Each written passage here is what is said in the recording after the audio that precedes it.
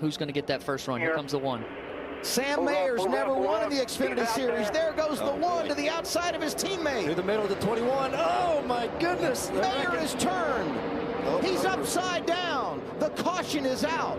And now the question becomes, who was leading at the time of caution? Oh, my goodness. Second straight year. Sam Mayer back on his wheels. That's good. We've had a spectacular crash on the back straightaway on the final lap. It's going to be interesting to see when that yellow flag flew. Austin Hill trying to win at Daytona for a second consecutive season to open the year in dramatic fashion. He's got his left sides right now below. Goodness. Well, I will say this. Close. If Allgaier loses it, I think 21's in front. If Allgaier loses it that way, right? I mean, think about the way he's lost races at Daytona. And we got word that NASCAR is still evaluating the video. Yeah, I'm glad I'm not in that situation right now. How about we let everybody get a half a gallon of gas and we do it again?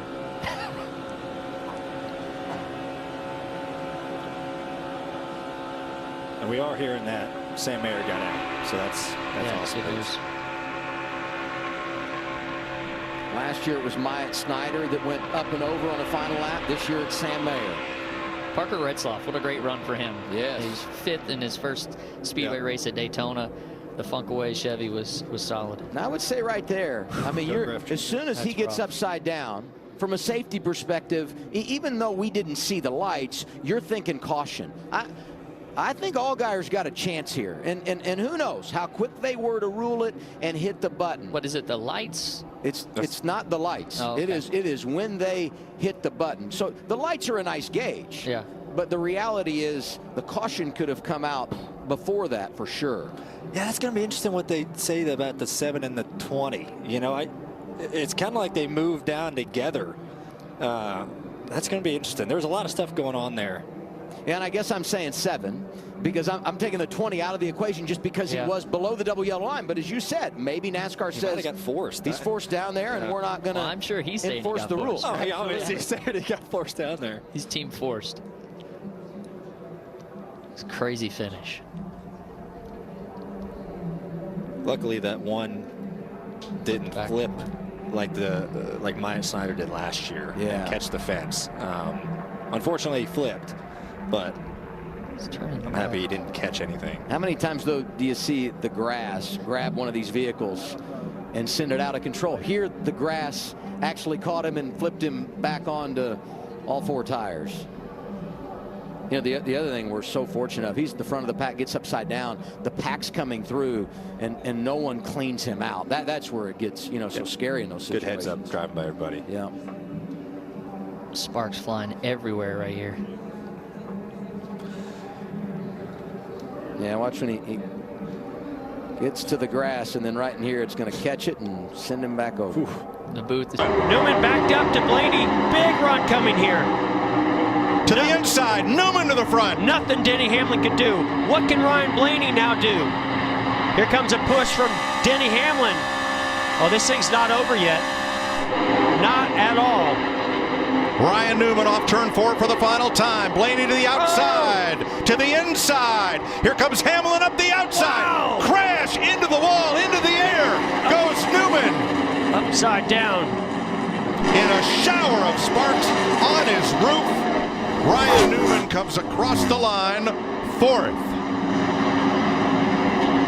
And comes to rest.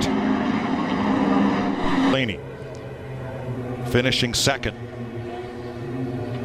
Blaney tried the top side, tried to get low. Ryan Newman goes around, and the car goes to its roof, and here's the on-rushing Corey LaJoie picking it up and over.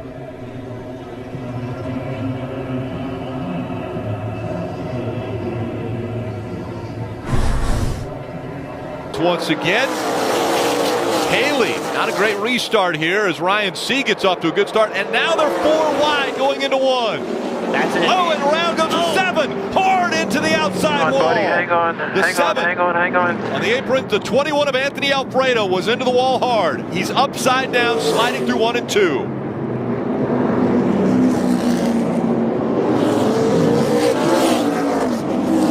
Looks like the 18 back there of Riley Herbst also involved.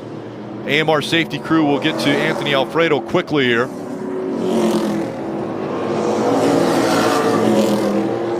This will bring out a red flag. That's kind of where the whole thing starts. And normally you think you're going to get down here, you're going to slide up into the racetrack, but he just never had a chance to. Allgaier just kind of, I think, needed to give that spot up and get out of the throttle, but knowing there's a race win, if you can make it work, maybe ahead of you, just chose to stay in the gas. And look at this car. It gets up on its side. It's sliding.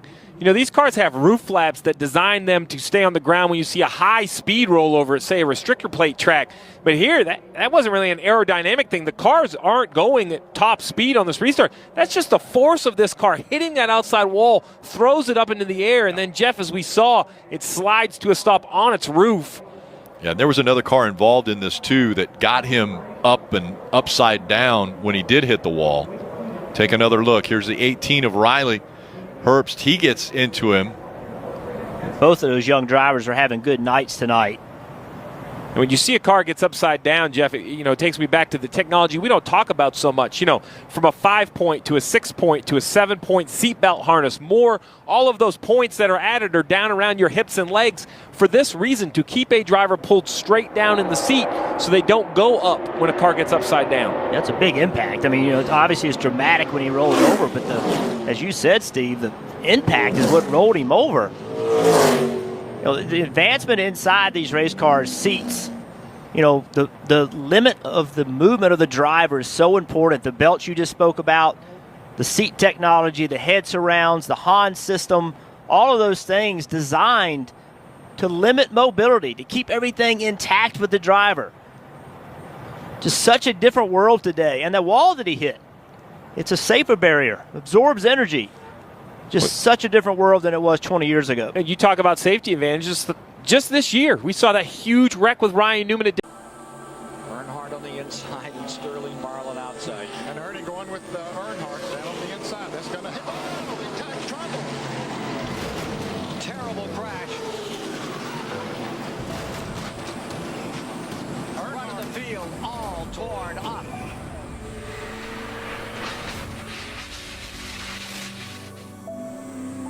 Earnhardt's number 3. Head on into the wall at 190 miles an hour. He almost got upside down. That car got very high off the ground. And they're going to cut him out of the car. And Earnhardt is on his feet. Dale Earnhardt attempting to walk to the ambulance. Never doubt that cliche about Dale Earnhardt. One tough customer gives the thumbs up as he walks away from one of the worst incidents in his racing career. Jarrett to the outside. All that skirmishing left a clear path for Jarrett on the outside. Oh, trouble! Rudd in the wall, hard. Schrader in the wall, hard. Jarrett the winner. Gordon second. And Rudd on his roof for the second time in the Bud shootout. Reminiscent of 1984 when his car tumbled in the air. Ricky Rudd, Bobby Labonte wrecked on the final lap. Ken Schrader wrecked. Wow. That was some action. In his first ride for Robert Yates yesterday, Ricky Rudd claimed the outside. Here it is again. Looks like the 40 car got into the 18 maybe a little bit and shot him towards the wall. And the two drivers that got the worst of it, Ned, Rudd and Schrader, had no place to go. Weren't even part of the start of it. Yes. Now, you could see the car of Sterling Marlin moving up the racetrack. A lot of times you'll get an arrow push off that corner up there. I'm sure he didn't mean to touch Bobby Labonte, but when he touched him, that just started the whole series. And of course, Ricky, he was just along for the ride once he got touched. The white flag is out. They're going to crash. With a big run. They're crashing. Christopher Bell upside down.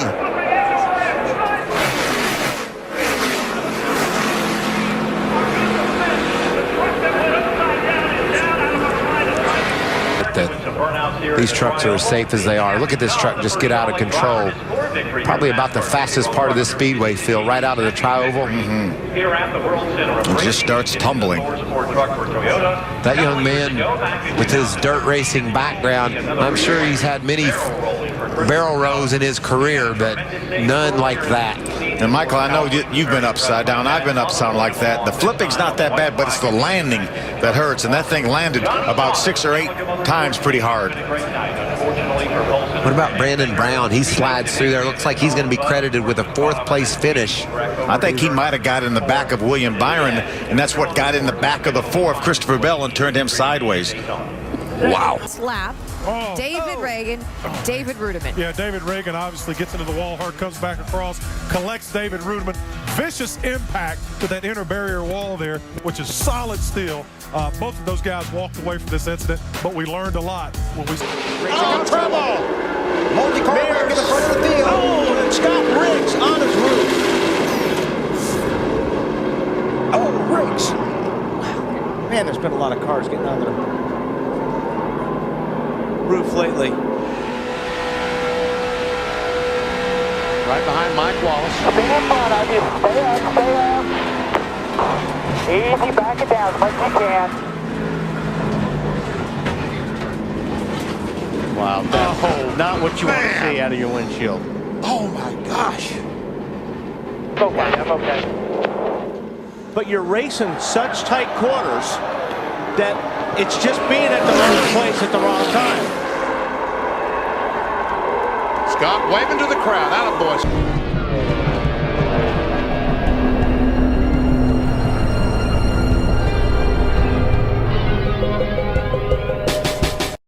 Whether the team could switch points. Whoa, guys, whoa.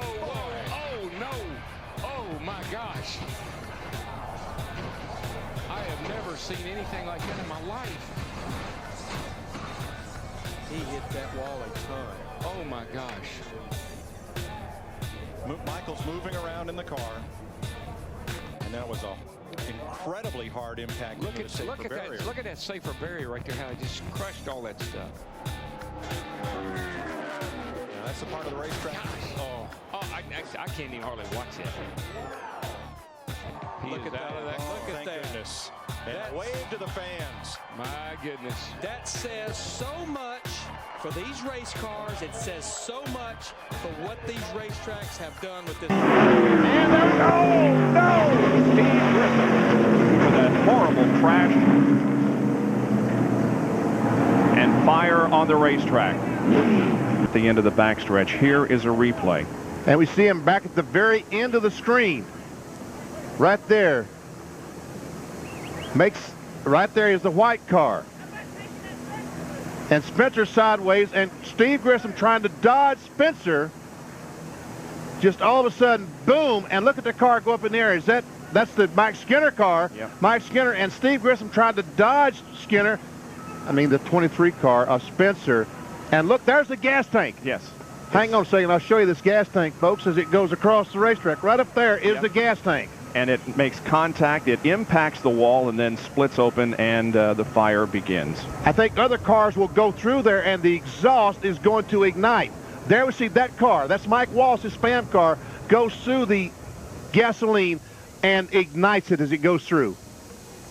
And there is Kenny Wallace as he goes through also. May have made contact there with Grissom's car as it still has not stopped rolling or pirouetting. And the wall just, and there is where Grissom made contact with that inside wall, and it split it right in two in several places. Hello everyone. It's the Buffler. If you enjoyed the video, like and subscribe. If not, well, fuck you.